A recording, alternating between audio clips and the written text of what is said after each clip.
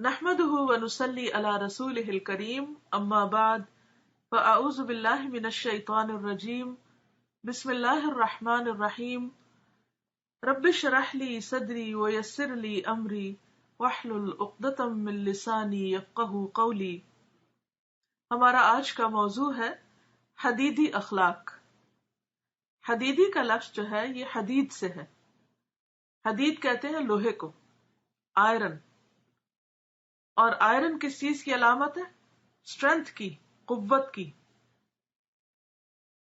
قرآن مجید میں ارشاد ہوا ہے کہ ہم نے اپنے رسولوں کو نشانیوں کے ساتھ بھیجا اور ان کے ساتھ اتاری کتاب اور میزان، تاکہ لوگ انصاف پر قائم ہوں۔ یعنی کتاب بھی اتاری اور میزان بھی اتارا۔ اور ہم نے لوہا اتارا جس میں بڑی قوت ہے اور لوگوں کے لیے فائدے ہیں۔ یعنی لوہے کے اندر آئرن، خود ہمارے جسم کے اندر بھی ہے، بلڈ میں آئرن لو ہو جائے تو ہم ویک محسوس کرتے ہیں۔ اور تاکہ اللہ جان لے کہ کون اس کی اور اس کے رسولوں کی مدد کرتا ہے بن دیکھے، یعنی غائبانہ طور پر۔ بے شک اللہ طاقت والا زبردست ہے۔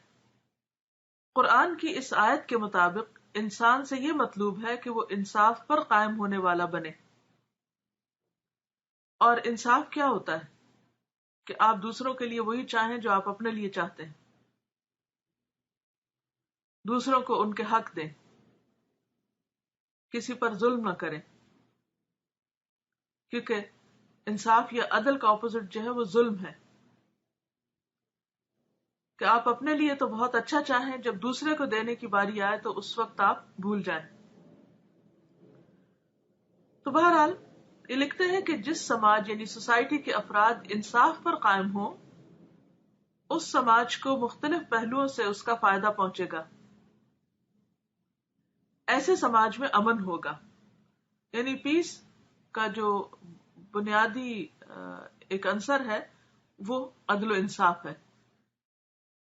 خواہ کوئی گھرانہ ہو، خواہ لوگوں کے ذاتی تعلقات ہوں، باہم دوستی ہو، کوئی بھی ہو تعلق، یا کوئی سوسائٹی کے لیول پر یا پھر انٹرنیشنل لیول پر، جب عدل و انصاف ہوتا ہے، ہر ایک کو اس کا حق ملتا ہے، ہر ایک کو جینے کا حق دیا جاتا ہے، کھانے پینے کا دیا جاتا ہے، تو پھر کیا ہوتا ہے؟ اس سے امن ہوتا ہے۔ اور جہاں انصاف نہ ہو وہاں بے چینی ہوتی، اور بعض اوقات وہ بے چینی آگے بڑھ کر ایک دوسرے کے گلے کاٹنے تک انسانوں کو پہنچا دیتی ہے۔ تو لکھتے ہیں کہ جس سماج کے افراد انصاف پر قائم ہوں، اس سماج کو مختلف پہلوؤں سے اس کا فائدہ پہنچے گا۔ ایسے سماج میں امن ہوگا۔ ایسے سماج میں لوگوں کے حقوق محفوظ ہوں گے۔ ایسے سماج میں ہر آدمی کو یہ موقع حاصل ہوگا کہ وہ خدا کی نعمتوں میں سے اپنا حصہ آزادانہ طور پر لے سکے۔ یعنی اللہ نے جو نعمتیں سب کے لیے بنائی ہیں وہ سب کے حصے میں آئیں۔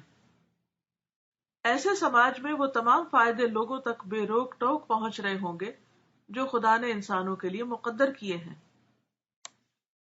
انصاف پر قائم ہونا لازمی طور پر پختگی اور مضبوطی چاہتا ہے۔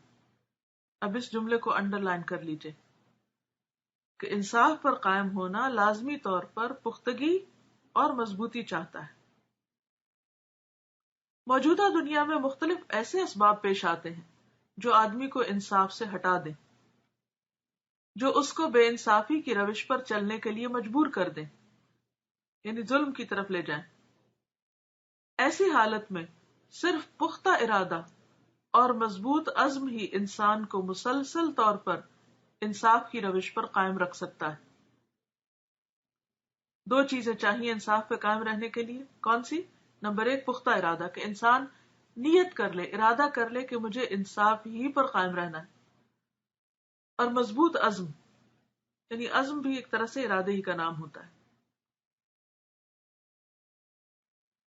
لوہا علامتی طور پر یعنی سمبولیکلی اسی مضبوط کرداری کا سبق ہے۔ لوہے میں استثنائی طور پر یعنی ایکسپشنلی غیر معمولی سختی رکھی گئی ہے۔ It's very very hard. اس بنا پر وہ ان تمام چیزوں میں انسان کے لیے انتہائی کارآمد بن گیا ہے، یہ فائدے کا ہے جس میں سختی کی ضرورت ہو۔ سوئی سے لے کر مشین اور پل تک بے شمار چیزیں لوہے کی اسی نفع بخش صفت کا مظہر ہیں، یعنی اسی وجہ سے بنتی ہیں چیزیں۔ یہی مضبوطی انسان سے بھی مطلوب ہے۔ آدمی کو چاہیے کہ وہ اپنے انسانی فرائض ادا کرنے کے لیے لوہے کی طرح مضبوط بن جائے، یعنی اپنی ذمہ داریوں کو پورا کرنے کے لیے اس میں کمی بیشی نہ کرے، کمزوری نہ دکھائے۔ انسان کے اندر حدیدی کردار کا ہونا اس بات کی ضمانت ہے کہ وہ پختگی کے ساتھ سچائی پر قائم رہے گا، وہ ہر حال میں نفع بخش کردار کا حامل بنا رہے گا، یعنی خواہ اسے کوئی نفع پہنچتا ہے یا نہیں، اسے کوئی فائدہ ملتا ہے یا نہیں، لیکن وہ دوسروں کو فائدہ پہنچاتا رہے گا۔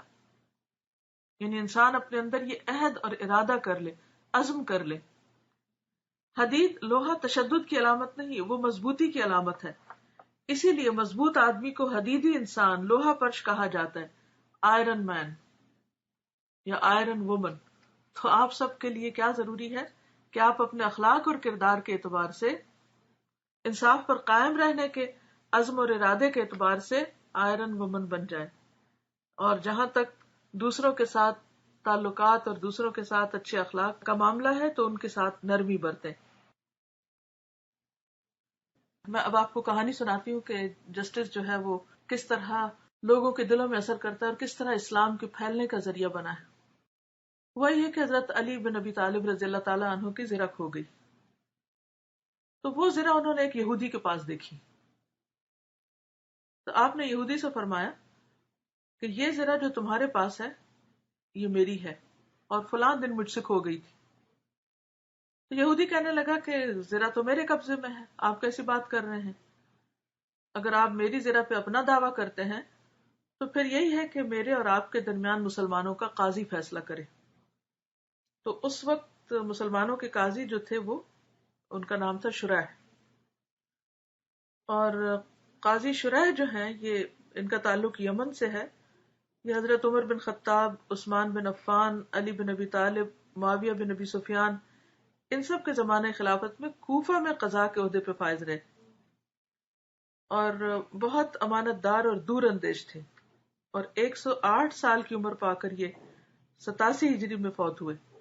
یعنی تھوڑا سا بیک گراؤنڈ آپ کو قاضی شریح کا بھی معلوم ہو۔ تو بہرحال چونکہ حضرت علی اور اس یہودی کے درمیان جھگڑا ہوا زرہ پر، تو وہ دونوں فیصلے کے لیے قاضی شریح کے پاس پہنچے۔ جب قاضی شریح کی نگاہ امیر المومنین پہ پڑی، کیونکہ حضرت علی اس وقت خلیفہ تھے، تو اپنی مجلس سے اٹھ کھڑے ہوئے احترام میں۔ تو حضرت علی نے فرمایا کہ آپ بیٹھے رہیں۔ قاضی شریح بیٹھ گئے، پھر فرمایا میری زرہ کھو گئی تھی، میں نے اسے یہودی کے پاس دیکھا ہے۔ قاضی شریح نے یہودی سے پوچھا تمہیں کچھ کہنا ہے؟ اس نے کہا زرہ میرے قبضے میں اور میری ملکیت ہے۔